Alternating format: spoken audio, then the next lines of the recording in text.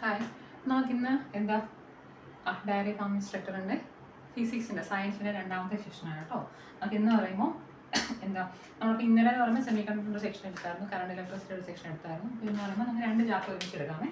ഒന്ന് പറയുമ്പം ചാർജിൻ്റെ ഒരു ചാപ്റ്ററിനകത്തുണ്ട്, ചാർജിനെ കുറിച്ച് പറഞ്ഞൊരു ചാപ്റ്ററിനകത്തുള്ളതാണ് നമ്മളിതിനകത്ത്. പിന്നെ യൂണിറ്റ് ആൻഡ് മെഷർമെൻറ്റ് ജസ്റ്റ് ഒന്ന് പറഞ്ഞു പോകാം. അതുപോലെ തന്നെ ചാർജിൻ്റെ ചാപ്റ്ററും ഇലക്ട്രിസിറ്റിയുടെ നമ്മുടെ ഗോസ്ലോ ഒക്കെ വരുന്നൊരു ചാപ്റ്റർ ഉണ്ട്. അതായത് ഞാൻ ഇമ്പോർട്ടൻ്റ് ആയിട്ടുള്ള പോയിന്റ് മാത്രം പഠിക്കും. നിങ്ങൾ ടെക്സ്റ്റ് വായിക്കാൻ നിന്ന് കഴിഞ്ഞാൽ തീരത്തില്ല കേട്ടോ. തീരത്തില്ലെന്ന് മാത്രമല്ല, അടുത്ത ആവശ്യമില്ലാത്ത കുറേ സംഭവങ്ങളുണ്ട്. ടെക്നിക്കൽ എക്സാം എന്ന് പറയുന്നത് കാരണം നമുക്കിപ്പം ഇലക്ട്രിസിറ്റിയുടെ റിലേറ്റഡ് എക്സാം അല്ലല്ലോ, അപ്പോൾ അതുകൊണ്ട് അത്രയും ഡീറ്റെയിൽ ആയിട്ട് അറിയേണ്ട ആവശ്യം നോക്കുള്ളൂ.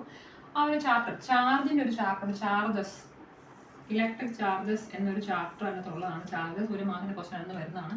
അപ്പോൾ ഇന്ന് പറയുന്നത് നോക്കിക്കോ, ഞാൻ പറയുന്ന കാരണം കേൾക്കുക. ഒന്ന് പറയുമ്പം ചാർജ് എന്ന് പറഞ്ഞാൽ എന്താണ്? നമ്മൾ ചാർജ് എന്നുള്ള ഒരു സംഭവത്തിനെ റെപ്രസെന്റ് ചെയ്യുന്നത് എന്തോ വെച്ചിട്ടാണ്? ക്യൂ എന്നൊരു ലെറ്റർ വെച്ച് നമ്മൾ എന്തോ ചെയ്യുന്നത്? ചാർജിനെ റെപ്രസെന്റ് ചെയ്യുന്നത്. കുഞ്ഞു ക്യോ വലിയ അത് എഴുതാൻ പ്രശ്നമൊന്നുമില്ല. ഓർത്തിരിക്കുക എന്താണ്? ഇതാണ് ഒരു ചാർജിനെ റെപ്രസെന്റ് ചെയ്യുന്ന സംഭവം. ചാർജിന്റെ യൂണിറ്റ് എന്താണ്? കൂളംബാണ് കേട്ടോ. കൂളംബാണ് എന്ത്? ചാർജിന്റെ യൂണിറ്റ്. ഓർത്തിരിക്കുക എന്താണ്? കൂളംബാണ് എന്ത്? ചാർജിന്റെ യൂണിറ്റ്. തെറ്റിക്കരുത്. എന്താണ് നമ്മൾ ഈ പറഞ്ഞ ചാർജിനെ റെപ്രസെന്റ് ചെയ്യുന്ന ലെറ്റർ എന്താണ്? ക്യൂ ആണ്.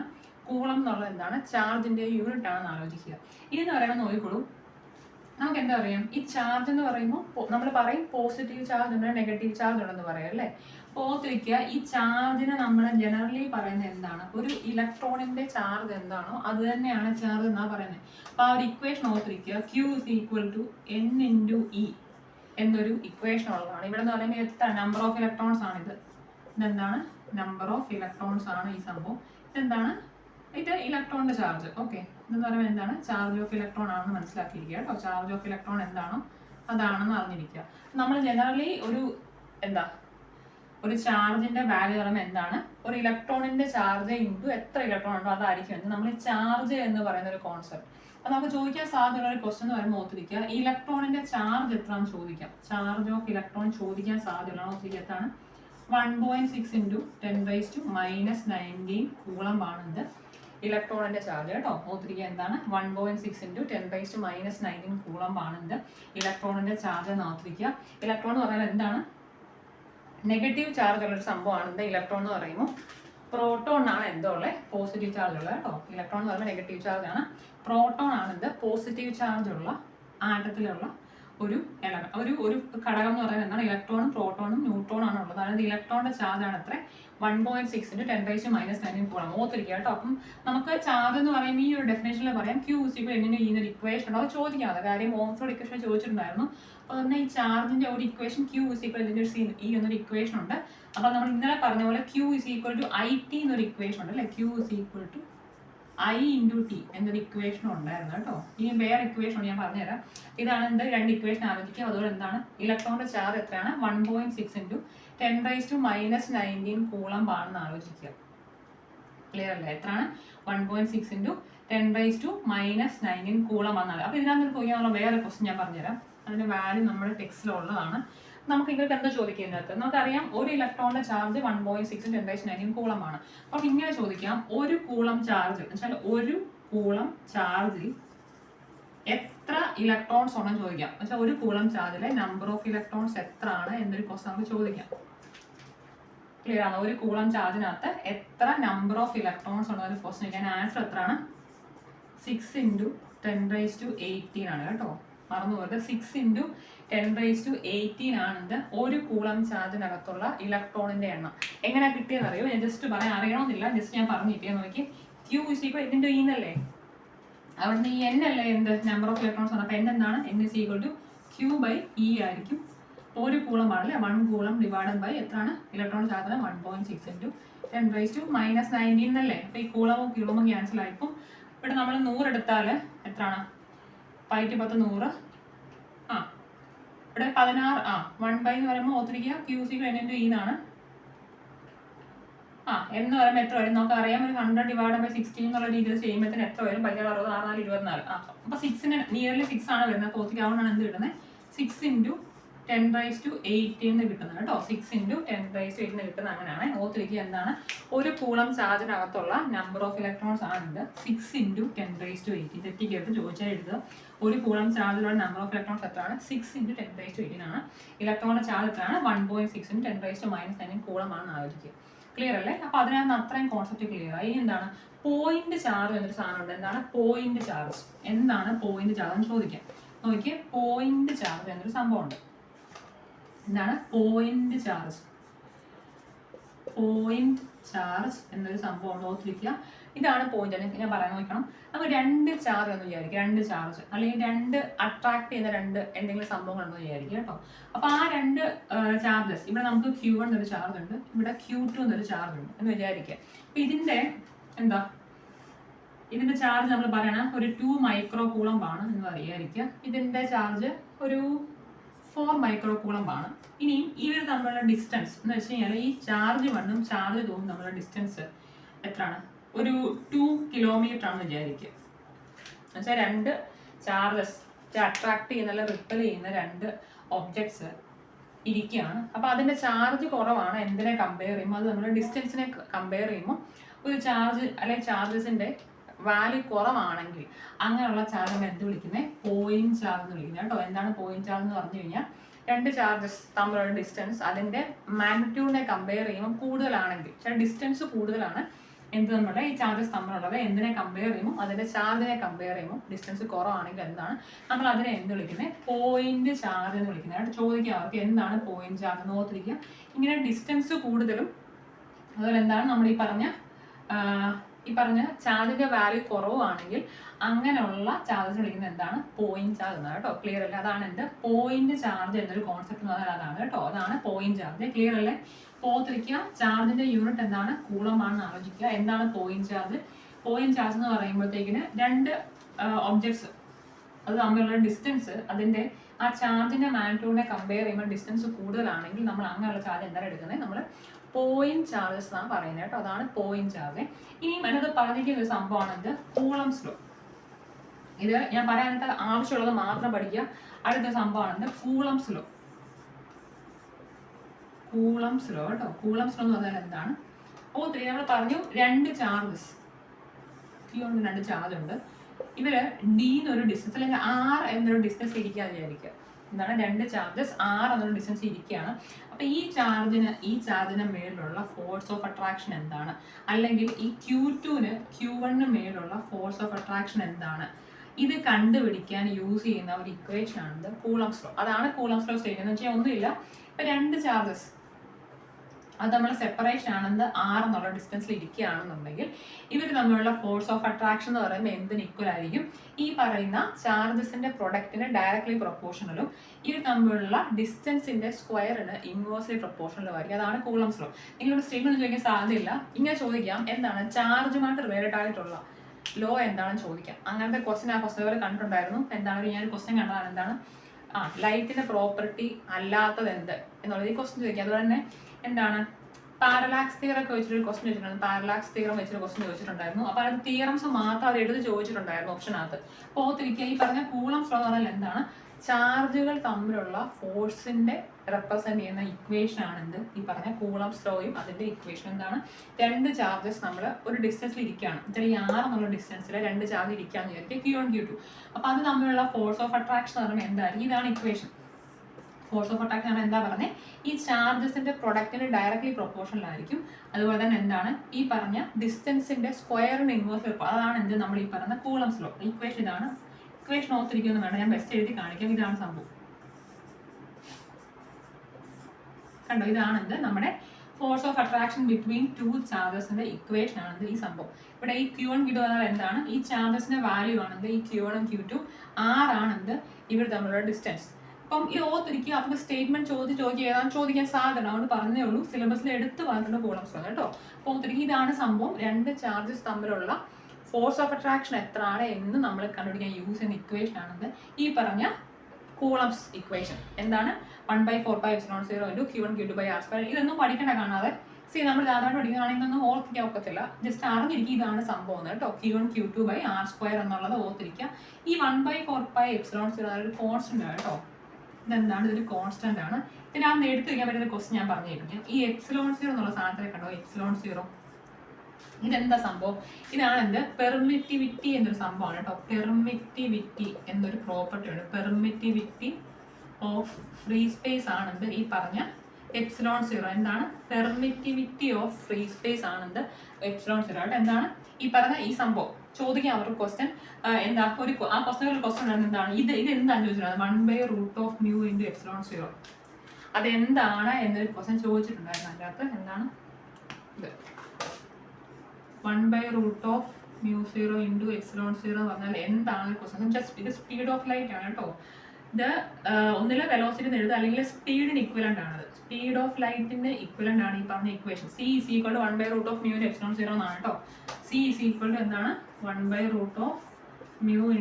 എപ്സിലോൺ ആണ്. μ0 × എപ്സിലോൺ സീറോ എന്നാണ് ചോദിച്ചിട്ടുണ്ടാകുന്ന ക്വസ്റ്റ്യൻ കഴിഞ്ഞ പ്രാവശ്യം. അപ്പോൾ ഓർത്തിരിക്കുക, ഈ എപ്സിലോൺ സീറോ എന്നാൽ എന്താണ്? ഇത് പെർമിറ്റിവിറ്റി ഓഫ് ഫ്രീ സ്പേസ് ആണ്. ഈ ഇവിടെ ഒരു സീറോ ഉണ്ടല്ലോ, അതുകൊണ്ടാണ് ഫ്രീ സ്പേസ് എടുത്ത് പറയുന്നത്. എന്താ? എപ്സിലോൺ ആർ എന്നൊരു സംഭവമാണ്. എപ്സിലോൺ ആർ എന്താണ്? എപ്സിലോൺ ആർ എന്നൊരു സാധനം ഉണ്ട്. അത് റിലേറ്റീവ് പെർമിറ്റിവിറ്റി ആണ്. അത് റിലേറ്റീവ് പെർമിറ്റിവിറ്റി പറയുന്നത് മെറ്റീരിയലിനെ നമ്മൾ എന്ത് ചെയ്യും? ഈ പറഞ്ഞ അതിന്റെ ഫ്രീ സ്പേസിലുള്ള പെർമിറ്റിവിറ്റിയോട് കമ്പയർ ചെയ്ത് എഴുതുന്ന സംഭവമാണെന്ന് റിലേറ്റീവ് പെർമിറ്റിവിറ്റി. അറിയേണ്ട ആവശ്യമില്ല, ഓർത്തിരിക്കുക. ഇതെന്താണ്? എപ്സിലോൺ സീറോ എന്താണ് സംഭവം? പെർമിറ്റിവിറ്റി ഓഫ് ഫ്രീ സ്പേസ് ആണെന്ത്? എപ്സിലോൺ സീറോ എന്ന് ആലോചിച്ച് വെച്ചിരിക്കുക. അപ്പൊ അതിന്റെ വാല്യൂ വേണമെങ്കിൽ അവർക്ക് ചോദിക്കാം. എന്താണ്? പെർമിറ്റിവിറ്റി ഓഫ് ഫ്രീ സ്പേസിന്റെ വാല്യൂ അവർക്ക് ചോദിക്കാം. എന്താണ് അതിന്റെ വാല്യൂ നോക്കി? എപ്സിലോൺ സീറോയുടെ വാല്യൂ ആണ് നോക്കി 8.85 × 10⁻12 ആണ് കേട്ടോ. ഓർത്തിരിക്കുക, എന്താണ്?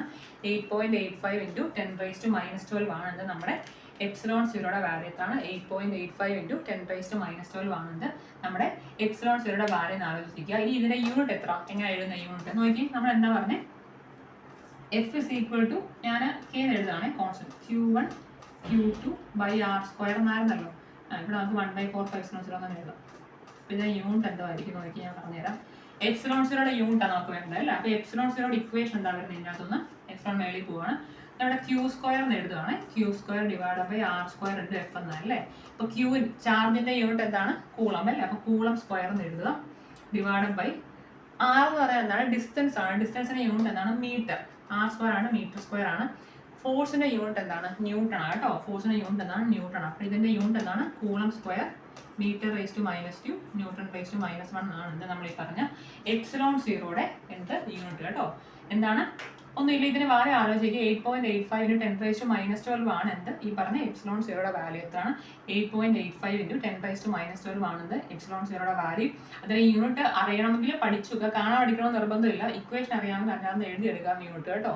ഓർത്തിരിക്കുക, എന്താണ്? 8.85 × 10⁻12 കൂളം സ്ക്വയർ m⁻², N⁻⁻1 ആണെന്ന് എപ്സിലോൺ സീറോയുടെ വാല്യൂ. ഇനി ഓർത്തിരിക്കുക, മറക്കരുത്, ഞാൻ ഈ പറഞ്ഞു പോകുന്ന യൂണിറ്റ്സ് ഓർത്തണം കേട്ടോ.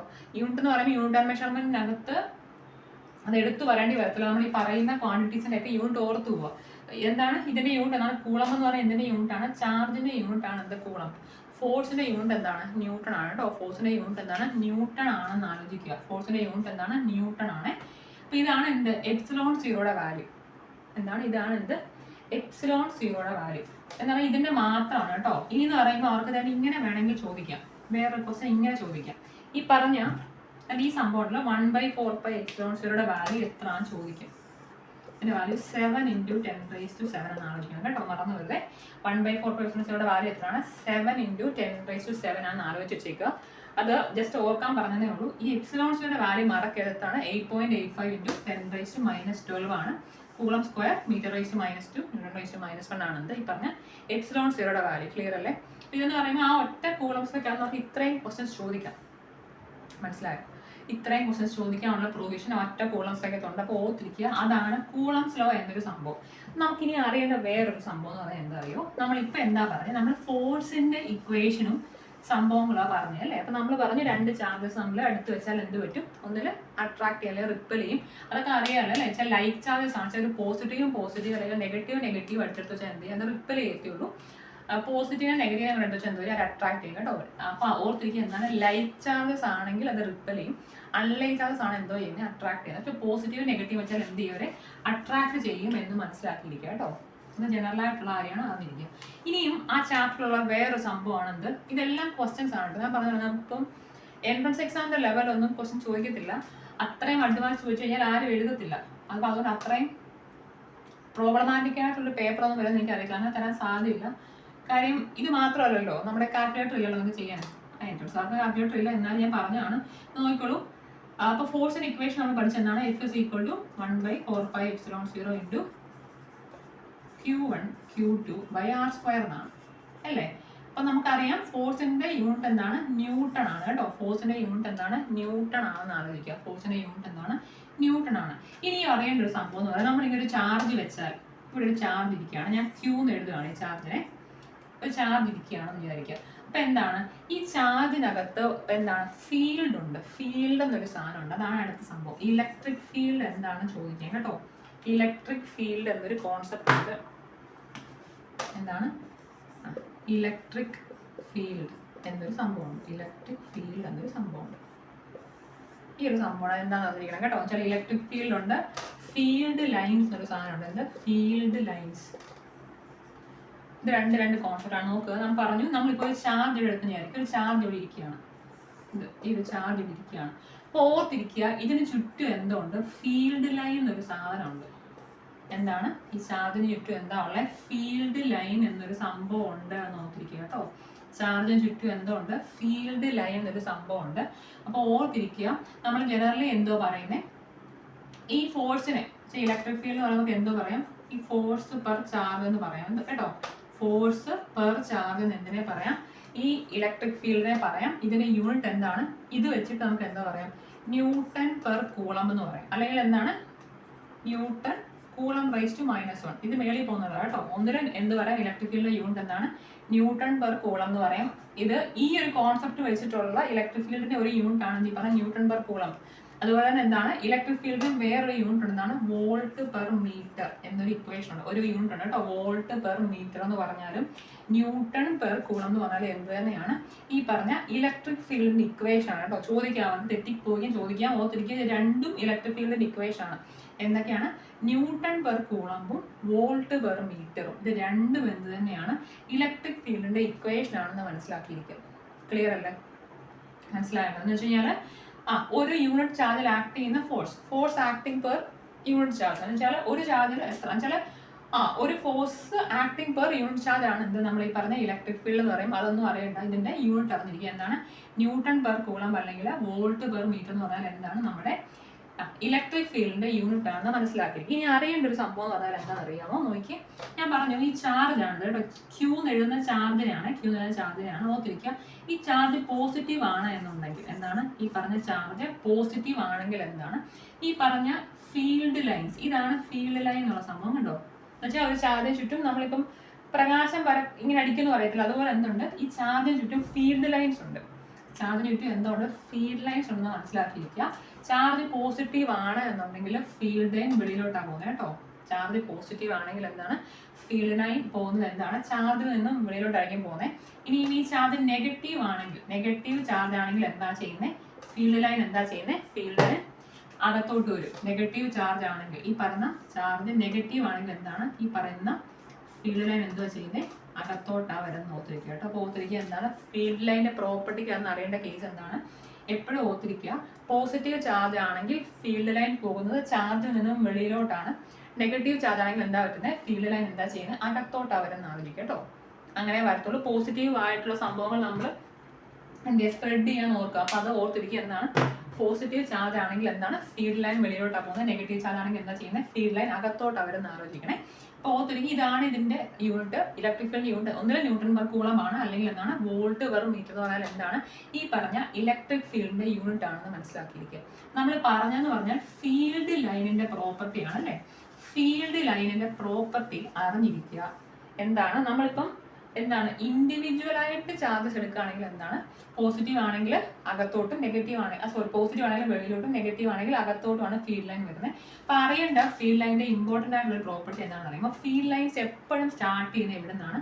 പോസിറ്റീവ് ചാർജിൽ സ്റ്റാർട്ട് ചെയ്ത ഈ ഫീൽഡ് ലൈൻ എവിടെ എൻഡ് ചെയ്യുന്നുണ്ട്?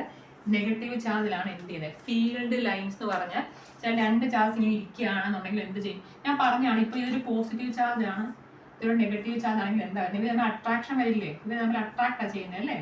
ഇത് നമ്മൾ എന്താ ചെയ്യുന്നത്? അട്രാക്ഷൻ വരും അല്ലേ? അപ്പോൾ ഓർത്തിരിക്കുക എന്താണ് നമ്മൾ ഈ പറഞ്ഞ പോസിറ്റീവ് ചാർജ് നെഗറ്റീവ് ചാർജ് അല്ലെങ്കിൽ ചാർജസ് അടുത്ത് വെച്ച് കഴിഞ്ഞാൽ ഫീൽഡ് ലൈൻ എന്താ ചെയ്യുന്നത്, എപ്പോഴും പോസിറ്റീവ് ചാർജിൽ നിന്ന് നെഗറ്റീവ് ചാർജിലോട്ടാണ് എന്തോ പോകുന്നത്, ഫീൽഡ് ലൈൻ പോകുന്നത്. അത് ഫസ്റ്റ് പ്രോപ്പർട്ടിയാണ്, അത് ഇമ്പോർട്ടൻറ്റ് പ്രോപ്പർട്ടിയാണ്. ഓർത്തിരിക്കുക എപ്പോഴും ഫീൽഡ് ലൈൻ എന്താ ചെയ്യുന്നത്, പോസിറ്റീവ് നെഗറ്റീവ് ആണ് എപ്പോഴും ഫീൽഡ് ലൈൻ പോകുന്നത്. സെക്കൻഡ് പ്രോപ്പർട്ടി വേറെ എന്താണ്, ഫീൽഡ് ലൈൻസ് ഒരിക്കലും ക്രോസ് ചെയ്യത്തില്ല. ഫീൽഡ് ലൈൻസ് എന്ത് ചെയ്യില്ല, ഫീൽഡ് ലൈൻസ് ഒരിക്കലും പരസ്പരം ക്രോസ് ചെയ്തില്ല. രണ്ട് ഫീൽഡ് ലൈൻ ക്രോസ് ചെയ്യുന്നൊരു പ്രൊവിഷൻ ഇല്ല, അങ്ങനെ ക്രോസ് ചെയ്യാൻ ഒക്കത്തില്ല. എന്താണ്, രണ്ട് ഫീൽഡ് ലൈൻ എന്തോ ചെയ്യത്തില്ല, ചില ഈ ചാർജിന്റെ ഫീൽഡ് ലൈനും കൂടെ ഇതിനും കൂടെ ക്രോസ് ചെയ്യത്തില്ല. ഇവരിങ്ങനെ കയറി ക്രോസ് ചെയ്യത്തില്ല. നമ്മൾ ഇങ്ങനെ വരയ്ക്കുകയാണെന്നുണ്ടെങ്കിൽ, ഇങ്ങനെ ഞാൻ ഫീൽഡ് ലൈൻ വരച്ചു കഴിഞ്ഞാൽ എന്താണ്, ഇവർ ക്രോസ് ചെയ്ത് പോകത്തില്ല, ഇങ്ങനെ പോകുന്നൊരു സംഭവം ഇല്ല. ഇങ്ങനെ ഫീൽഡ് ലൈൻ ക്രോസ് ചെയ്യത്തില്ല കേട്ടോ. ഫീൽഡ് ലൈൻസ് എന്തോ ചെയ്യത്തില്ല, ക്രോസ് ചെയ്യത്തില്ല എന്ന് മനസ്സിലാക്കിയിരിക്കും. അപ്പോൾ എന്തൊക്കെയാണ് പ്രോപ്പർട്ടി ഫീൽഡ് ലൈൻസിൽ? ഒന്ന് പറയുമ്പോൾ ഫീൽഡ് ലൈൻ എവിടെ നിന്നാണ് സ്റ്റാർട്ട് ചെയ്യുന്നത്, ഫീൽഡ് ലൈൻ എപ്പോഴും പോസിറ്റീവ് ചാർജിൽ നിന്ന് സ്റ്റാർട്ട് ചെയ്ത് നെഗറ്റീവിൽ എൻഡ് ചെയ്യും. ഇനി അല്ല രണ്ട് ചാർജ് ഇല്ലെന്ന് വിചാരിച്ച് എന്തോ പറ്റുന്നുണ്ട്. അപ്പോൾ പോസിറ്റീവ് ചാർജ് ആണെങ്കിൽ എന്ത് ചെയ്യും, നമ്മൾ സ്റ്റാർട്ട് ചെയ്ത് ഇൻഫിനിറ്റിൽ എൻഡ് ചെയ്യുക ചെയ്യുന്നത്. ക്ലിയർ ആണല്ലോ അല്ലേ? വെച്ചാൽ രണ്ട് ചാർജ് ഇല്ലെന്നുണ്ടെങ്കിൽ ഒന്നിന് ഇൻഫിനിറ്റി സ്റ്റാർട്ട് ചെയ്തിട്ട് ഇങ്ങോട്ട് വരും, അല്ലെങ്കിൽ പോസിറ്റീവ് സ്റ്റാർട്ട് ചെയ്ത് ഇൻഫിനിറ്റിലോട്ട് എത്തുമേ. ഓർത്തിരിക്കുക, അതാണ് ഫീൽഡ് ലൈനിന്റെ ഡയറക്ഷൻ എന്ന് പറയുമ്പോൾ. ഫീൽഡ് ലൈൻസ് എന്തോ ചെയ്യത്തില്ല, ഒരിക്കലും ക്രോസ് ചെയ്യത്തില്ല എന്ന് മനസ്സിലാക്കിയിരിക്കുക കേട്ടോ. അപ്പോൾ ഇതാണ് എന്ത് നമ്മുടെ ഫീൽഡ് ലൈനുമായിട്ടുള്ള സംഭവം. ക്ലിയർ അല്ല? അപ്പോൾ ഇലക്ട്രിക് ഫീൽഡിന്റെ യൂണിറ്റ് അറിഞ്ഞിരിക്കുക കേട്ടോ. ഇനി എന്ന് പറയുമ്പോൾ എന്താ പറഞ്ഞെടുത്ത വേറൊരു സംഭവം എന്ന് പറയുന്നത് ഇതാണ്, എന്ത്, ചാർജ് ഡെൻസിറ്റി എന്നൊരു സംഭവം ഉണ്ട്. ചാർജ് ഡെൻസിറ്റി ആണ് ചാർജ് ഡെൻസിറ്റി. നമ്മൾ ഡെൻസിറ്റി പറയത്തില്ലേ, നമ്മുടെ ഡെൻസിറ്റിയുടെ ഇക്വേഷൻ എന്താ, ജനറൽ ഡെൻസിറ്റി ഇക്വേഷൻ ആണ് മാസ് ബൈ വോളിയം അല്ല ഡെൻസിറ്റി. അപ്പോൾ അതുപോലെ ചാർജ് ഡെൻസിറ്റി എന്ന് പറഞ്ഞാൽ എന്താണെന്ന് നോക്കിയാൽ 3 ടൈപ്പ് ചാർജ് ഡെൻസിറ്റി ഉണ്ട്. അത് ഓർത്തിരിക്കുക, ടെക്സ്റ്റിൽ അതിൻ്റെ എടുത്ത് പറഞ്ഞിട്ടുണ്ട് കേട്ടോ, ഒന്ന് ഓർത്തിരിക്കുക. ഒന്ന് ലീനിയർ ചാർജ് ഡെൻസിറ്റി ആണ്, second one surface charge density ആണ്, തേർഡ് വൺ എന്താണ്, വോളിയം ചാർജ് ഡെൻസിറ്റി ആണ് കേട്ടോ. ഓർത്തിരിക്കുക എന്താണ്, ലീനിയർ ചാർജ് ഡെൻസിറ്റി ഉണ്ട്, സർഫസ് ചാർജ് ഡെൻസിറ്റി ഉണ്ട്, പിന്നെന്താണ്, വോളിയം ചാർജ് ഡെൻസിറ്റി ഉണ്ട് എന്ന് മനസ്സിലാക്കിയിരിക്കുക.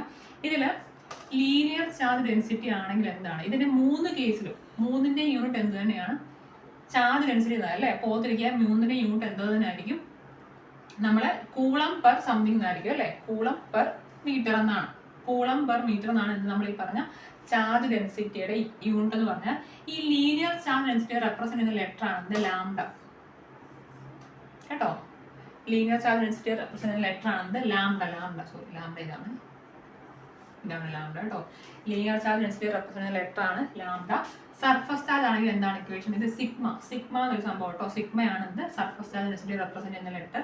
വോളിയം ചാർജിന്റെ ഡെൻസിറ്റിയുടെ ഇക്വേഷൻ ആണ് റോ. നമ്മൾ ഈ റോ വേറൊന്ന് പഠിച്ചാണല്ലോ അല്ലേ, റെസിസ്റ്റിവിറ്റിയുടെ സിമ്പിൾ എന്ത് തന്നെയാണ്, റോ തന്നെയാണ് കേട്ടോ. ഇത് വോളിയം ചാർജ് ഡെൻസിറ്റിയുടെ സിമ്പിൾ ആണെന്ന് റോ എന്ന് മനസ്സിലാക്കി. ലീനിയർ ചാർജ് ഡെൻസിറ്റി പറഞ്ഞാൽ ചാർജ് പെർ ഒരു ലീനിയർ സർഫസിലുള്ള ചാർജ് പെർ യൂണിറ്റ് ലെങ്ത്, അതാണ് എന്ത് ഈ പറഞ്ഞ ലീനിയർ ചാർജ് ഡെൻസിറ്റി എന്ന് പറയുമ്പോൾ. സർഫസ് ചാർജ് എന്ന് പറയുമ്പോൾ എന്തായിരിക്കും, ചാർജ് പെർ ഇത്ര സർഫസ് ഏരിയ, അതാണ് എന്ത് സർഫസ് ചാർജ് ഡെൻസിറ്റി. ഇനി വോളിയം ചാർജ് ഡെൻസിറ്റി എന്താണ്, ചാർജ് പെർ യൂണിറ്റ് വോളിയം ആണെന്ത് വോളിയം ചാർജ് ഡെൻസിറ്റി എന്ന സംഭവം. ക്ലിയർ അല്ലേ? ഒന്ന് ഓർത്തിരിക്കുക ഈ സിമ്പിളിന്റെ കാര്യമേ. ക്ലിയർ അല്ലേ? അപ്പോൾ ഓർത്തിരിക്കുക. ഞാൻ ചോദിക്കാൻ സാധ്യതയുള്ള ക്വസ്റ്റ്യൻസ് പറഞ്ഞാൽ ഇതൊക്കെയാണ്. ഇനി അടുത്തൊരു കോൺസെപ്റ്റ് ആണ് എന്ത്, നമ്മുടെ ഗോസ് ലോ. ഗോസ് ലോ എടുത്തു വന്നത് ഗോസ് ലോ ഇതാണ് ഗോസ് ലോ. ഗോസ് ലോ എന്താണെന്ന് അറിയാം കേട്ടോ. ഗോസ് ലോ എന്താണെന്ന് അറിയാം, നോക്കിയിരിക്കുക. നമ്മളിങ്ങനെ ഒരു ക്ലോസ്ഡ് സർഫസ്, ഷേപ്പ് ഒന്നും പ്രശ്നമല്ല, സർഫസ് ക്ലോസ്ഡ് ആണെന്ന് വിചാരിക്കുക. അപ്പോൾ ഈ സർഫസ് ക്ലോസ്ഡ് ആണ് എന്നുണ്ടെങ്കിൽ ഞാൻ പറഞ്ഞ കോൺസെപ്റ്റ് കേട്ടോളൂ. ഇതിന് വെളിയിലുള്ള ഈ സർഫസിന് വെളിയിൽ ഫ്ലക്സ് എന്നൊരു സാധനം ഉണ്ട്, ഫ്ലക്സ്. ഓർത്തിരിക്കുക, സർഫസിന് വെളിയിൽ എന്തുകൊണ്ട്, ഇലക്ട്രിക് ഫ്ലക്സ്. നമ്മൾ തന്നെ ഈ ഒരു ലെറ്റർ വെച്ചിട്ട് 5 വെച്ച് റെപ്രസെന്റ് ചെയ്യുന്ന സാധനം ഇലക്ട്രിക് ഫ്ലക്സ്. ഈ ഒരു സർഫസിന് മുകളിലുള്ള electric flux, total electric flux 0 ആണ് എന്നുണ്ടെങ്കിൽ എന്താണ്, ഈ സർഫസിനകത്തുള്ള ചാർജ്, ടോട്ടൽ ചാർജ് എന്തായിരിക്കും, 0 ആയിരിക്കും എന്നാണ് പറയുന്നത്. ക്ലിയർ ആണോ? ഗോസ് ലോ എന്ന് പറയുന്നത് എന്താണ്, ഒരു ക്ലോസ്ഡ് സർഫസിന്റെ എന്താണ് ടോട്ടൽ ഇലക്ട്രിക് ഫ്ലക്സ്, അതിന്റെ സർഫസിലുള്ള ഇലക്ട്രിക് ഫ്ലക്സ് 0 ആണ് എന്നുണ്ടെങ്കിൽ എന്താണ്, അതിന്റെ ആ ഒരു സർഫസിനകത്തുള്ള ചാർജ്, ടോട്ടൽ ചാർജ് എത്ര ആയിരിക്കും, 0 ആണ് എന്ന് പറയുന്ന കോൺസെപ്റ്റ് ആണ് ഗോസ് ലോ. ഇതെന്ന് പറയുമ്പോൾ ഡീറ്റെയിൽ ആയിട്ടൊന്നും അറിയണ്ട. എഞ്ചിനീയറിംഗിനകത്ത് ഇലക്ട്രോമാഗ്നറ്റിക് തിയറി ഒരു സബ്ജക്റ്റ് ഉള്ളതാണ്, അതിനകത്ത് ഈ ഗോസ് ലോ ഒക്കെ എടുത്ത് പഠിക്കുന്നതാണ്. നിങ്ങൾക്ക് ജസ്റ്റ് കോൺസെപ്റ്റ് അറിയാതെ എന്തോ സംഭവം എന്ന് ഓർത്തിരിക്കുക. എന്താണ് ഒരു close surface, irrespective of the shape, എന്താണ് ക്ലോസ് സർഫസ് ആണ് എന്നുണ്ടെങ്കിൽ എന്താണ് അതിന്റെ ഫ്ലക്സ്, ഔട്ട്സൈഡ് ഉള്ള അതിന്റെ ഫ്ലക്സ്, സർഫസിലുള്ള ഫ്ലക്സ് ഡെൻസിറ്റി 0 ആണെന്നുണ്ടെങ്കിൽ ആ ഒരു സർഫസിനകത്തുള്ള ചാർജ് എന്തായിരിക്കും, 0 ആയിരിക്കും എന്ന് പറയുന്ന സംഭവമാണ് ഗോസ് ലോ. അപ്പോൾ ഓർത്തിരിക്കുക, കൂളംസ് ലോയും ഗോസ് ലോയും റിലേറ്റഡ് ടു എന്താണ്, ചാർജ് ആണ്. ഇപ്പം നിങ്ങൾക്ക് തൽക്കാലം പഠിക്കാനുള്ളൊരു കോൺസെപ്റ്റ് വെച്ചിട്ട് എന്താണ് ഈ പറയുന്ന ഗോസ് ലോയും കൂളംസ് ലോയ്ക്കും എന്ത് തന്നെയാണ് ചാർജുമായിട്ട് റിലേറ്റഡ് ആയിട്ടുള്ളതാണെന്ന് ഓർത്തിരിക്കുക കേട്ടോ. മനസ്സിലായല്ലോ അല്ലേ? അപ്പൊ അതാണ് എന്ത് ഗോസ് ലോ. ക്ലിയർ അല്ലേ? അപ്പൊ ആ ചാപ്റ്ററിനകത്ത് അത്രേ ഉള്ളൂ എടുത്തു പറയാൻ, അത്രേ ഉള്ളൂ. ക്വസ്റ്റ്യൻസ് ഞാൻ പറഞ്ഞോ ചെയ്ത് കഴിഞ്ഞിട്ട് ഈ ചാപ്റ്ററും അതിന്റെ ആ സിലബസിലുള്ള പോയിന്റ്സ് എടുത്തിട്ട് നമുക്ക് വേണമെന്നുണ്ടെങ്കിൽ എന്താ ഈ +2കാർക്ക് ചോദിക്കുന്ന ക്വസ്റ്റ്യൻസ് നമുക്ക് നോക്കാം കേട്ടോ. ഇതൊന്ന് കഴിഞ്ഞിട്ട് ഞാൻ ഉദ്ദേശിച്ച ഫിസിക്സ് ഞാനൊരു വഴിക്ക് എത്തിച്ചിട്ട് നമുക്ക് ചെയ്യാം കേട്ടോ. അപ്പൊ ഇതാണ് എന്താ ആ ചാപ്റ്റർ. അത് ഇലക്ട്രിസിറ്റി എന്നൊരു ചാപ്റ്റർ അല്ല, ചാർജസ്. ഇതൊന്ന് +2 ഫസ്റ്റ് ചാപ്റ്റർ ആണ് സംഭവം കേട്ടോ. +2 ഫസ്റ്റ് ചാപ്റ്റർ ആണ് ഈ പറഞ്ഞ ഇതെന്ന് പറയുമ്പോൾ. അത് പിന്നെ പറയുന്ന വേറൊരു സംഭവം എന്ന് പറയുമ്പോൾ ഇംഗ്ലീഷ് ചോദിച്ചാൽ അറിഞ്ഞിരിക്കുക. നമ്മുടെ മില്ലിക്കൻ്റെ ഓയിൽ ഡ്രോപ്പ് എക്സ്പെരിമെന്റ് ഉണ്ട് കേട്ടോ. മില്ലിക്കൻസ് എക്സ്പെരിമെന്റ് ഉണ്ട്, ഓർത്തിരിക്കുക. അതുപോലെ തന്നെ എന്താണ് ഗോൾഡ് ഫോയിൽ എക്സ്പെരിമെന്റ് എന്നൊരു സാധനമുണ്ട്. ഗോൾഡ് ഫോയിൽ എക്സ്പെരിമെന്റ്, ഇത് രണ്ടും ചാർജ് റിലേറ്റഡ് ആണ് കേട്ടോ. പറഞ്ഞ മില്ലിക്കന്റെ ഓയിൽ ഡ്രോപ്പ് എക്സ്പെരിമെന്റും ഈ പറഞ്ഞ ഗോൾഡ് ഫോയിൽ എക്സ്പെരിമെന്റും എന്ത് തന്നെയാണ് ഈ പറഞ്ഞ ചാർജ് റിലേറ്റഡ് ആണ്. ഈ ഗോൾഡ് ഫോയിൽ എക്സ്പെരിമെന്റ് എന്തിനാണ് യൂസ് എന്ന് വെച്ച് കഴിഞ്ഞാൽ ഈ പറഞ്ഞ ചാർജുകളുടെ അട്രാക്ഷൻ അല്ലെങ്കിൽ റിപ്പൾഷൻ അതുവേണ്ടി നമ്മൾ യൂസ് ചെയ്യുന്നതാണ് ഈ പറഞ്ഞ ഗോൾഡ് ഫോയിൽ എക്സ്പെരിമെന്റ് ഓർത്തിരിക്കുക. ഈ മില്ലിക്കന്റെ എക്സ്പെരിമെന്റ് എന്ന് പറയുമ്പോൾ എന്ത് തന്നെയാണ് നമ്മൾ പറഞ്ഞ ചാർജ് റിലേറ്റഡ് ആണ് ഓർത്തിരിക്കുക കേട്ടോ. അപ്പോൾ ഓർത്തിരിക്കുക എന്താണ് മില്ലിക്കന്റെ എക്സ്പെരിമെന്റും ഗോൾഡ് ഫോയിൽ എക്സ്പെരിമെന്റ് എന്താണ് ആ ഒരു ചാപ്റ്ററിൽ ഉള്ളതാണ് എന്ന് ഓർത്തിരിക്കുക കേട്ടോ. ക്ലിയർ അല്ലേ? അപ്പൊ അത്രയും കാര്യം ആ ചാപ്റ്ററിൽ നിറഞ്ഞിരിക്കുക. അതിൽ നിന്ന് ചോദിക്കാൻ സാധ്യതയുള്ള ക്വസ്റ്റ്യൻസ് ഇതൊക്കെയാണ്. ക്ലിയർ അല്ലേ? ഇത്ര മനസ്സിലായല്ലോ അല്ലേ? അപ്പോൾ ഓർത്തിരിക്കുക എന്താണ് നമ്മൾ പറഞ്ഞത്, ഫോഴ്സിന്റെ യൂണിറ്റ് എന്താണ്, ന്യൂട്ടൺ ആണ്. ഫോഴ്സിന്റെ യൂണിറ്റ് എന്താണ്, ന്യൂട്ടൺ ആണ്. ചാർജിന്റെ യൂണിറ്റ് എന്താണ്, കൂളംബ് ആണ്.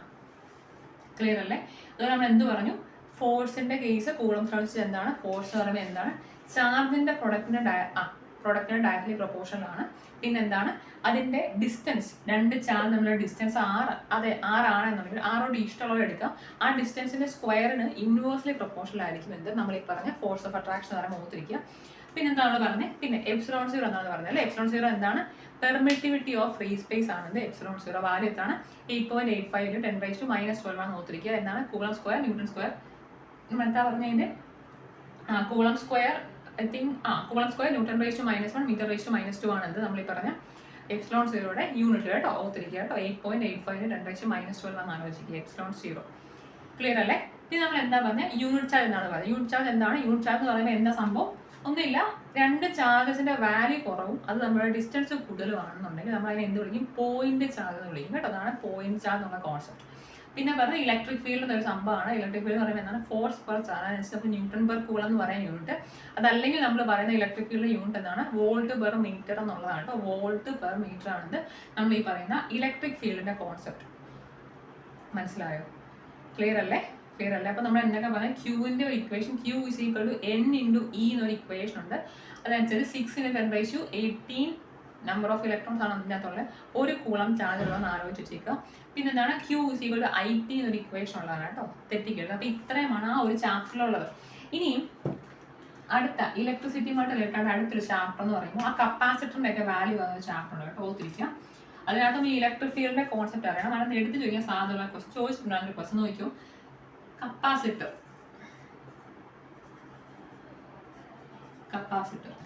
നമ്മൾ റെസിസ്റ്റർ പോലുള്ള ഒരു കമ്പൗണ്ട് ആണ് എന്ത് കപ്പാസിറ്റർ. പക്ഷേ വ്യത്യാസം എന്ന് പറയുമ്പോൾ കപ്പാസിറ്ററിനകത്ത് ചാർജ് സ്റ്റോർ ചെയ്യാനുള്ള എബിലിറ്റി ഉണ്ട്.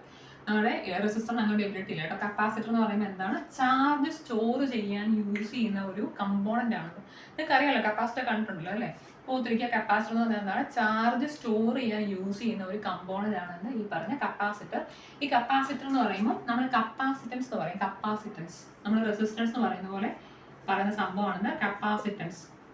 കപ്പാസിറ്റൻസ് എന്ന് പറഞ്ഞാൽ എന്താണ്, ഒരു കപ്പാസിറ്ററിന്റെ ചാർജ് സ്റ്റോറിങ് കപ്പാസിറ്റി ആണ്. ചാർജ് സ്റ്റോറിങ് കപ്പാസിറ്റി നമ്മൾ എന്ത് പറയുന്നത് കപ്പാസിറ്റൻസ് പറഞ്ഞാൽ എന്താണ് ഒരു കപ്പാസിറ്ററിന്റെ ചാർജ് സ്റ്റോർ ചെയ്യാനുള്ള കപ്പാസിറ്റി ആണത് കപ്പാസിറ്റൻസ് എന്ന് പറയുമ്പോൾ. യൂണിറ്റ് എന്താണ്, ഇതിന്റെ യൂണിറ്റ് ആണ് എന്ത് ഫാരഡ് കേട്ടോ. ഇതിന്റെ യൂണിറ്റ് എന്താണ് ഫാരഡ്, F എന്ന് എഴുതുന്നത് കേട്ടോ. ഫാരഡ് ആണ് എന്ത് ഈ പറഞ്ഞ കപ്പാസിറ്റൻസിന്റെ യൂണിറ്റ്. ക്ലിയർ ആണല്ലോ. നമ്മൾ കപ്പാസിറ്റർ പറയുമ്പോൾ വാല്യൂ ഒക്കെ പറയുമ്പോൾ C1 = 10 മൈക്രോഫാരഡ് എന്നൊക്കെയാണ് പറയുന്നത് കേട്ടോ. ഇതാണ് നമ്മൾ ജനറലി മൈക്രോഫാരഡിലാണ് പറഞ്ഞ കാര്യം. വാല്യൂ കുഞ്ഞുതാ വരുന്നത് കപ്പാസിറ്ററിന്റെ കേസിൽ കേട്ടോ. അപ്പോൾ ഓർത്തിരിക്കുക ഫാരഡ് എന്നുള്ളത് കപ്പാസിറ്ററിന്റെ യൂണിറ്റ് ആണ് കേട്ടോ. കപ്പാസിറ്റൻസിന്റെ യൂണിറ്റ് ആണ് എന്ന് പറഞ്ഞാൽ ഫാരഡ്. റെസിസ്റ്റൻസിന്റെ എന്താണ്? റെസിസ്റ്ററിന്റെ എന്താണ്? ഓം ആണ് കേട്ടോ. റെസിസ്റ്ററിന്റെ യൂണിറ്റ് എന്താണ്? ഓം ആണ്. കപ്പാസിറ്ററിന്റെ ആണ് ഫാരഡ്. ഇൻഡക്ടൻസിന്റെ എന്തായിരുന്നു? ഹെൻറി ആണ് കേട്ടോ. ഇൻഡക്ടൻസിന്റെ യൂണിറ്റ് എന്താണ്? ഹെൻറി ആണ്. അപ്പൊ കപ്പാസിറ്റൻസിന്റെ യൂണിറ്റ് എന്താണ്? ഫാരഡ് ആണെന്ന് ഓർത്തിരിക്കും.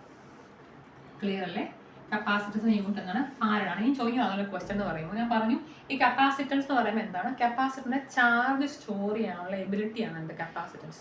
ചോദിക്കാം ക്വസ്റ്റ്യൻ, ഈ പറഞ്ഞ കപ്പാസിറ്ററിനകത്ത് ചാർജ് എവിടെയാണ് സ്റ്റോർ ചെയ്യുന്നതെന്ന് ആലോചിക്കാം. അങ്ങനെ ഒരു ക്വസ്റ്റ്യൻ ചോദിക്കാം. ഓർത്തിരിക്കുക, കപ്പാസിറ്ററിനകത്ത് ചാർജ് സ്റ്റോർ ചെയ്യുന്നത് എവിടെയാണ്? ഇലക്ട്രിക് ഫീൽഡിന്റെ അകത്താണ്. അത് അറിഞ്ഞിരിക്കുക എന്താണ്?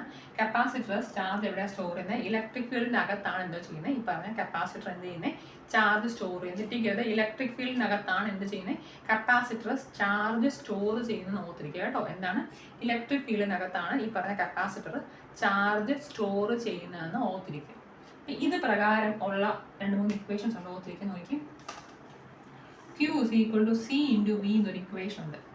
Q is equal to C into V എന്നൊരു ഇക്വേഷൻ ഉണ്ട്. ഇവിടെ Q എന്ന് പറഞ്ഞാൽ ചാർജ് ആണ്, ഇത് കപ്പാസിറ്റൻസ് ആണ്, ഇതെന്താണ്? പൊട്ടൻഷ്യൽ അല്ലെങ്കിൽ വോൾട്ടേജ് ആണ് കേട്ടോ. പൊട്ടൻഷ്യൽ അല്ലെങ്കിൽ വോൾട്ടേജ് എന്ന് പറയും. പൊട്ടൻഷ്യൽ എന്ന് പറഞ്ഞാൽ എന്താണെന്നറിയോ? പൊട്ടൻഷ്യൽ എന്നൊരു സംഭവം ഉണ്ട്.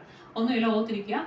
അതറിയാത്തവർക്ക് പറയാം. പൊട്ടൻഷ്യൽ എന്ന് പറഞ്ഞാൽ നമ്മൾ വി വെച്ച് തന്നെ റെപ്രസെന്റ് ചെയ്യേണ്ട പൊട്ടൻഷ്യലിനെ വി എന്ന് തന്നെയാണ് പൊട്ടൻഷ്യൽ എഴുതുന്നത്. നമ്മുടെ വോൾട്ട് പോലെ സാധനം തന്നെയാണ്. ഒന്നുമില്ല, നമുക്ക് 2 ചാർജ് എന്ന് വിചാരിക്കും. ഇവിടെ ഒരു ക്യൂ എന്നൊരു ചാർജ് ഇരിക്കുകയാണ്, ഒരു ക്യൂ എന്നൊരു ചാർജ് ഇരിക്കുകയാണ്. അപ്പം ഓർത്തിരിക്കുക, ഈ ഒരു ചാർജിലോട്ട് കൊണ്ടുവരെടുക്കുന്ന വർക്കാണ് നമ്മൾ ഈ പറഞ്ഞ പൊട്ടൻഷ്യൽ. അല്ലെങ്കിൽ നമ്മൾ ഇങ്ങനെ പറയും, അത് അങ്ങനെ തന്നെ പറയുന്നത് ഓർത്തിരിക്കുക. ചില work done to bring a charge from 1 point ആണ്. അതാണ് എന്ത്? പൊട്ടൻഷ്യൽ എന്ന് പറയുന്നത്. നമ്മൾ ജനറലൈസ് ചെയ്താൽ എന്തോ പറയും? നമ്മൾ ഫ്രീ സ്പേസിൽ നിന്ന് ഒരു ചാർജിനെ ഇങ്ങോട്ട് ബ്രിങ് ചെയ്തെടുക്കുന്ന വർക്കാണ് എന്ത്? പൊട്ടൻഷ്യൽ എന്ന് പറയാം. ഓർത്തിരിക്കുക, ഇത്രയേ ഉള്ളൂ.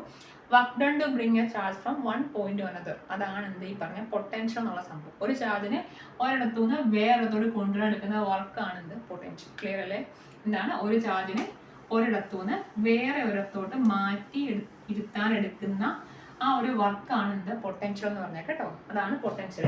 എന്താ? നമ്മുടെ വോൾട്ട് തന്നെയാണ് പൊട്ടൻഷ്യലിന്റെ യൂണിറ്റ്. വർക്ക് ഡൺ ആണ് ഓർത്തിരിക്കുക. എന്താണ്? Work done to bring a charge from 1 point to another. അതാണ് എന്ത്? നമ്മുടെ പൊട്ടൻഷ്യൽ എന്നുള്ള കോൺസെപ്റ്റ്. അപ്പൊ അതനുസരിച്ച് നോക്കൂ, അതാണ് പൊട്ടൻഷ്യൽ എന്ന് അറിഞ്ഞിരിക്കുക.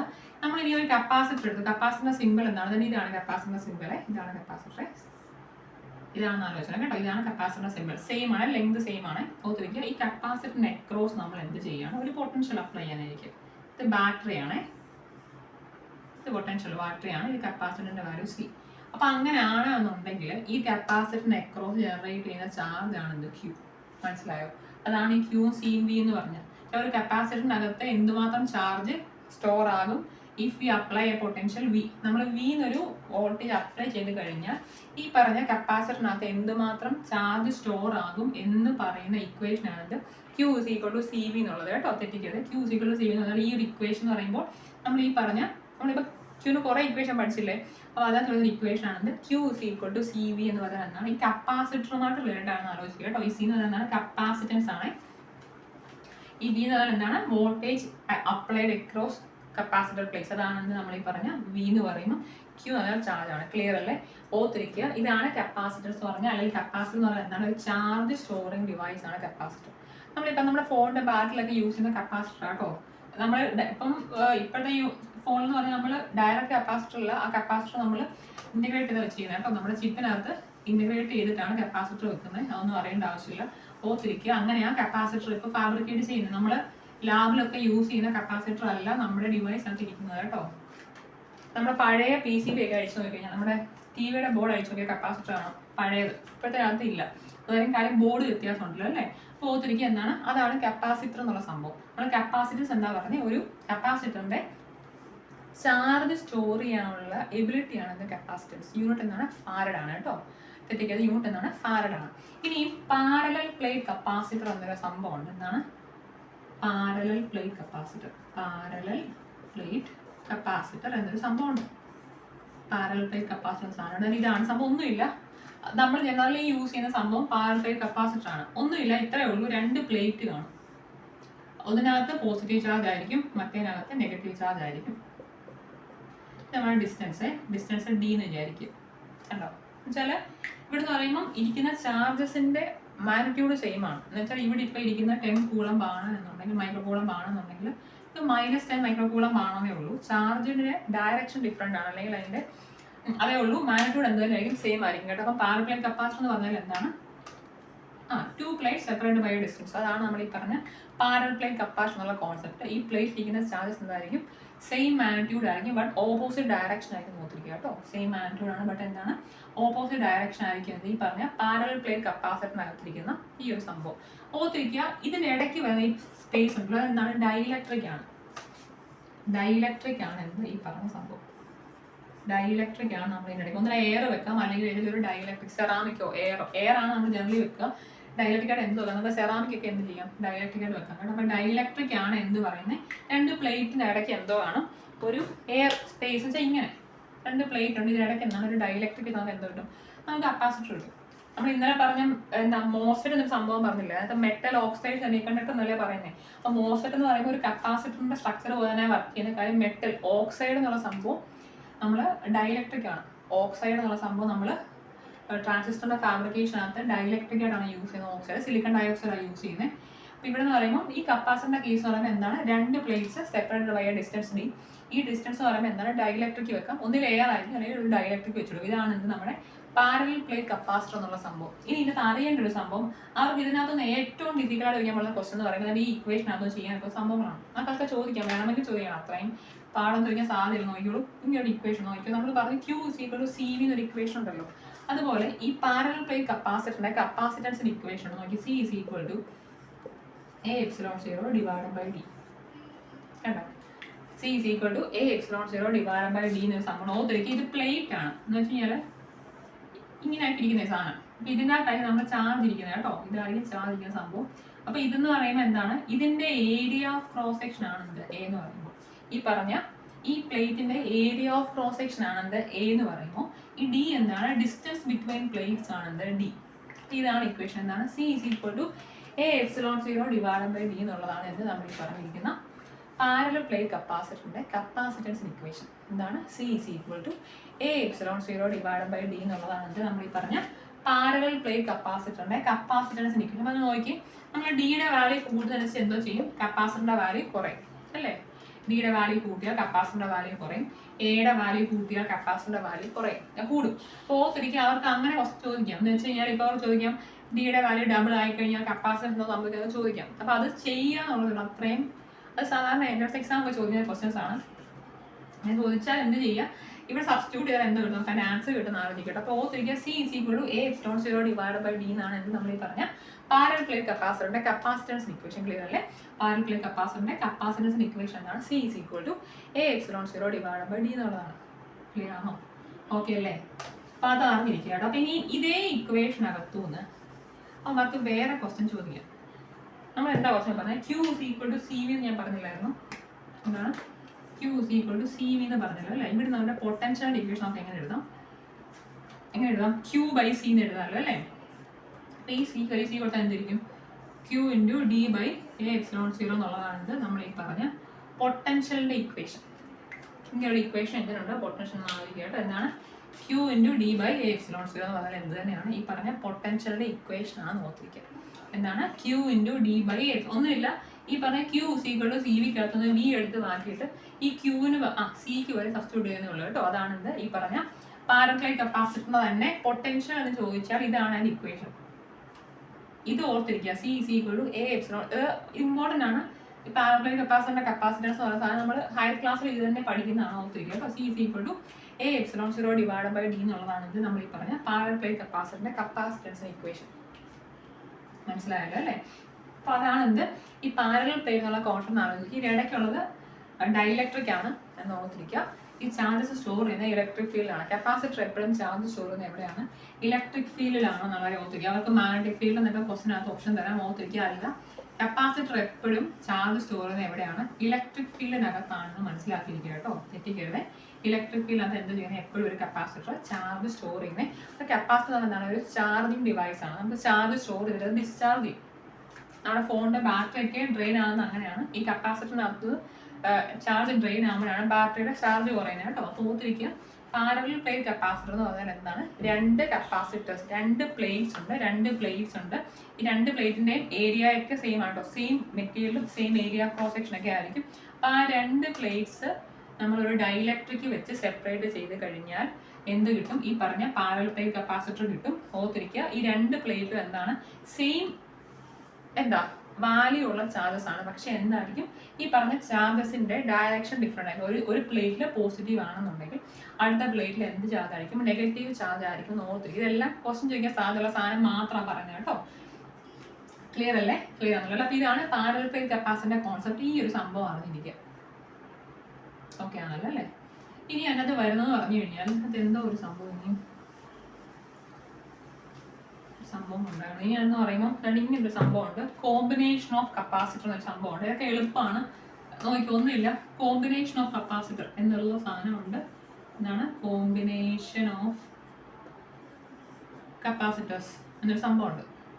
കോമ്പിനേഷൻ ഓഫ് കപ്പാസിറ്റേഴ്സ് ഉണ്ട്, കോമ്പിനേഷൻ ഓഫ് റെസിസ്റ്റേഴ്സ് ഉണ്ട്, കോമ്പിനേഷൻ ഓഫ് ഇൻഡക്ടേഴ്സ് ഉണ്ട്. സിലബസിനകത്ത് കോമ്പിനേഷൻ ഓഫ് കപ്പാസിറ്റേഴ്സും കോമ്പിനേഷൻ ഓഫ് റെസിസ്റ്റേഴ്സും ഉണ്ട് കേട്ടോ. ഗോസ് ലോ ഒന്ന് മറന്നു പോരുന്നത്. ഗോസ് ലോ എന്താണ്? ഒരു ക്ലോസ് സർഫസ് എടുത്തു കഴിഞ്ഞാൽ അതിന്റെ അകത്തുള്ള ചാർജ് ടോട്ടൽ എത്ര ആയിരിക്കും? 0 ആയിരിക്കും. ഇഫ് എന്താണ്? അതിന്റെ വെളിയിലുള്ള ഫ്ലക്സ് 0 ആണെങ്കിൽ എന്താണ്? ഒരു ക്ലോസ് സർഫസിന്റെ അകത്തുള്ള ചാർജ് എന്തായിരിക്കും? 0 ആയിരിക്കും. അത് ഞാൻ പറഞ്ഞു, ക്ലോസ് സർഫസ് മതി. അതിന്റെ ഷേപ്പ് എന്താ നമ്മൾ നോക്കത്തില്ല. ഒരു ക്ലോസ് സർഫസ് ആണെങ്കിൽ എന്താണ്? അതിന്റെ അകത്തുള്ള ചാർജ് എന്തായിരിക്കും? 0 ആയിരിക്കും. എന്താണ് കണ്ടീഷൻ? അതിന്റെ സർഫസിലുള്ള ഫ്ലക്സ് 0 ആണ്. ടോട്ടൽ ഫ്ലക്സ് 0 ആണെങ്കിൽ അകത്തുള്ള ചാർജ് എന്തായിരിക്കും? 0 ആയി നോക്കിയിരിക്കുക. ഇനി ഇതിനകത്തുള്ള ലാസ്റ്റ് കോൺസെപ്റ്റ് ആണ് എന്താ ഈ പറഞ്ഞ combination of capacitors and resistor എന്നുള്ളൊരു സംഭവം. ഇതൊരു കഴിയും നമ്മുടെ 3 ചാപ്റ്ററോളം തീരുകയാണ്. പിന്നെ യൂണിറ്റ് ടൈം മെഷർമെന്റിനകത്ത് പറയുമ്പോൾ നമ്മൾ യൂണിറ്റ് അറിയിക്കണം. എങ്ങനെയാണെങ്കിൽ നമ്മൾ ഈ പറഞ്ഞ എല്ലാ ക്വാണ്ടിറ്റിയുടെ യൂണിറ്റ് അറിഞ്ഞിരിക്കുക. ഡയമെൻഷൻ എഴുതുന്നൊരു സംഭവം ഞാൻ പഠിപ്പിച്ചു തരാം കേട്ടോ. ചോദിച്ചിട്ടില്ല ക്വസ്റ്റ്യൻ, പക്ഷേ ഡയമെൻഷൻ ചോദിക്കാം അവർക്ക്. 4.3 നോക്കി, combination of capacitors and resistor എന്നൊരു സാധനം. ഇതിന് നമുക്ക് കപ്പാസിറ്റർ റെസിസ്റ്റർ 2 രീതിയിൽ കണക്ട് ചെയ്യാം. കപ്പാസിറ്റർ നമുക്ക് 2 രീതിയിൽ കണക്ട് ചെയ്യാം. നോക്കി, ഇതൊരു കപ്പാസിറ്റർ 1, ഇത് C1. നമുക്ക് ഇതിന് ഇങ്ങനെ കണക്ട് ചെയ്യാം. ഇത് ഒരു ടൈപ്പാണ്. രണ്ടാമത്തെ കണക്ഷൻ എന്ന് പറയുന്നത് അതിന് ഇങ്ങനെ കണക്ട് ചെയ്യാം. വ്യത്യാസം ഉണ്ടെന്ന് മനസ്സിലായി കാണിച്ചു തരാം. നോക്കൂ,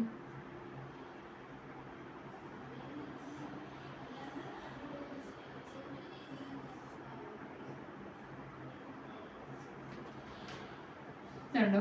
ഇത് വ്യത്യാസം എന്താ നമ്മൾ ഇതിനെ എന്ത് വിളിക്കും? നമ്മൾ സീരീസ് കണക്ഷൻ എന്ന് വിളിക്കുന്ന ഇതിനെയാണ്. ഇതാണ് സീരീസ് കണക്ഷൻ, ഇതാണ് എന്ത്? Parallel connection. ഇതാണ് സീരീസ് കണക്ഷൻ, ഇതാണ് പാരലൽ കണക്ഷൻ. ഡീറ്റെയിൽ ആയിട്ട് അറിയുന്നത് വേണ്ട. സീരീസ് കണക്ഷൻ എന്ന് പറഞ്ഞാൽ ഇങ്ങനെ കണക്ട് ചെയ്യും. എന്ന് വെച്ച് കഴിഞ്ഞാൽ 2 കപ്പാസിറ്റർ എടുത്തു കഴിഞ്ഞിട്ട് അതിന് ഇങ്ങനെ കണക്ട് ചെയ്യാം. ചില അതിന്റെ നമുക്ക് കപ്പാസിറ്റർ 2 ലെഗുള്ള സാധനം കപ്പാസിറ്റർ എന്ന് പറയുമ്പോൾ. അപ്പോൾ ഈ കപ്പാസിറ്ററിന്റെ ഒരു കപ്പാസിറ്ററിന് ഒരു ലെഗും മറ്റേ കപ്പാസിറ്ററിന് ഒരു ലെഗും തമ്മിൽ കണക്ഷൻ ഉണ്ട്. അടുത്ത ലെഗ് തമ്മിൽ കണക്ഷൻ ഇല്ല. ആ ഒരു കണക്ഷനാണ് ഇത് സീരീസ് കണക്ഷൻ എന്ന് പറയുന്നത്. വെച്ചാൽ 2 കമ്പോണന്റ് തമ്മിൽ ഒറ്റ നോഡിൽ മാത്രമേ കണക്ഷൻ ഉള്ളെങ്കിൽ അതെന്താണ്? ഇത് സീരീസ് കണക്ഷനാണ്. പാരലൽ എന്ന് പറഞ്ഞാൽ എന്താണ്? നമ്മൾ 2 കപ്പാസിറ്റർ വെച്ചാൽ അതിന്റെ 2 കപ്പാസിറ്റർ എന്താണ്? അതിന്റെ 2 കപ്പാസിറ്ററിനെ 2 ടെർമിനൽസ് തമ്മിൽ കണക്ഷൻ കാണും. അതാണ് എന്ത്? പാരലൽ കണക്ഷൻ കേട്ടോ. ഇത് സീരീസ് കണക്ഷൻ ആണ്, ഇത് പാരലൽ കണക്ഷൻ ആണ്. ഇതൊരു റെസിസ്റ്റർ വരയ്ക്കാം. നമുക്ക് റെസിസ്റ്റർ ഇങ്ങനെ തന്നെ വരയ്ക്കാം. ഇത്ര സിമ്പിൾ നിങ്ങൾക്ക് ചോദിക്കത്തുള്ളൂ. കാര്യം കോംപ്ലിക്കേറ്റഡ് സർക്യൂട്ട് അക്കൗണ്ട് പല കണക്ഷനിൽ വരയ്ക്കാം. അതൊന്നും വേണ്ട. നോക്കി, ഇതാണ് റെസിസ്റ്ററിന്റെ സീരീസ് കണക്ഷൻ. കണ്ടോ?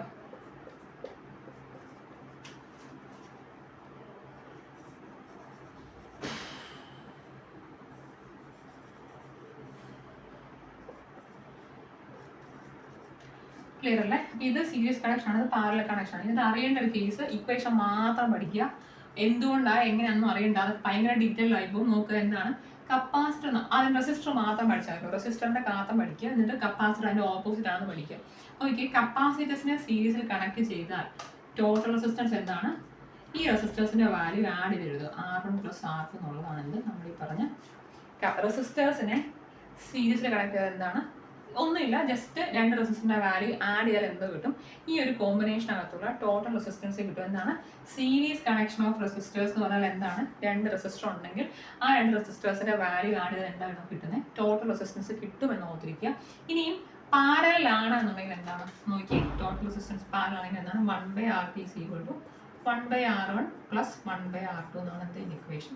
ഇത് കണ്ടുപിടിച്ചിട്ട് എന്ത് ചെയ്യണം? ഈ RTയുടെ റെസിപ്രോക്കൽ എടുക്കണം കേട്ടോ. അങ്ങനെ ആൻസർ കിട്ടത്തുള്ളൂ. ഓർത്തിരിക്കുക എന്താണ്? 1/RT = 1/R1 + 1/R2 എന്നുള്ളതാണ് നമ്മൾ ഈ പറഞ്ഞ 2 റെസിസ്റ്റർ ആണെങ്കിൽ, അല്ലെങ്കിൽ +1/RT 1/R4 തോന്നി. അതുകൊണ്ടാണ് എന്ത് എഴുതുന്നത്? ഞാൻ ഇങ്ങനെ എഴുതും നമ്മൾ സാധാരണ ഇക്വേഷൻ. 2 റെസിസ്റ്റർ ഉണ്ടെങ്കിൽ RT = R1R2/R1 + R2 എന്ന് എഴുതാം. പാരലൽ ആണെന്നുണ്ടെങ്കിൽ 2 റെസിസ്റ്റർ അങ്ങനെ എഴുതാൻ പറ്റത്തുള്ളൂ.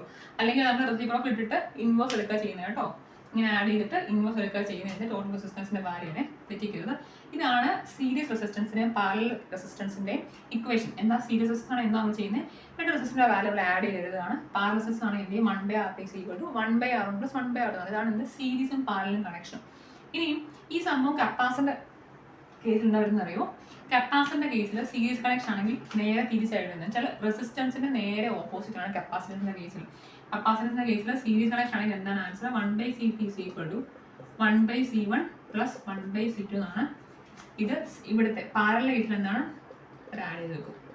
ചില ഒരെണ്ണം മാത്രം പഠിക്കുക കേട്ടോ. ചില ഒറ്റെണ്ണം പഠിച്ചാൽ മതി.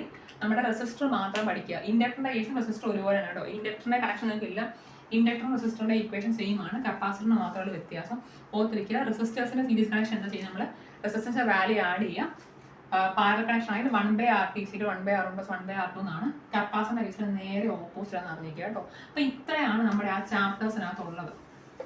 ഇത്രയും കാര്യം അറിഞ്ഞിരിക്കണം. ഞാൻ ഇന്നലെ പറഞ്ഞ സംഭവം ഉൾപ്പെടെ അറിഞ്ഞിരിക്കണം. എന്നാലേ ക്വസ്റ്റ്യൻ ആൻസർ ചെയ്യാനേ പറ്റുള്ളൂ. ഞാൻ എല്ലാ ക്വസ്റ്റ്യൻ ചോദിക്കുന്നതാണ്, ചോദിച്ചിട്ടുള്ള ക്വസ്റ്റ്യൻസ് ആണ് കേട്ടോ. അപ്പൊ നമുക്ക് എന്താണ് ഇത്രയാണ് എന്താ ആ ചാപ്റ്റർ. അപ്പൊ നിങ്ങൾക്ക് മനസ്സിലായി വിശ്വസിക്കുന്നത്. നിങ്ങൾക്ക് ഇഷ്ടപ്പെടുകയാണെങ്കിൽ എന്ത് ചെയ്യുക? നിങ്ങൾ ലൈക്ക് ചെയ്യുക, ഫ്രണ്ട്സിനെ ഷെയർ ചെയ്യുക. Thank you so much.